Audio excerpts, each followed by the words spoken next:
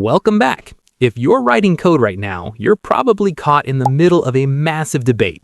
Should you stick with Visual Studio Code or make the jump to Cursor? Let's break down exactly which one is right for your workflow.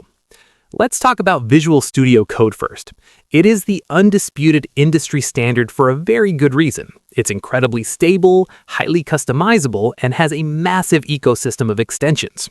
When it comes to AI, you add it in via plugins like GitHub Copilot. The AI acts like a helpful assistant sitting in the passenger seat. It gives you great inline suggestions and helps with boilerplate code, but you're still very much the one driving the architecture. It's perfect for enterprise environments, large established teams, and developers who want total manual control over every single file. Then we have Cursor.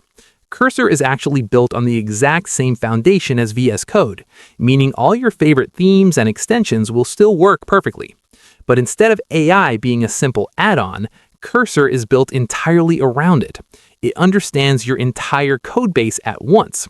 You can use its features to edit multiple files at the exact same time just by typing a plain English prompt. It feels less like an autocomplete tool and more like you're pair programming with a senior developer.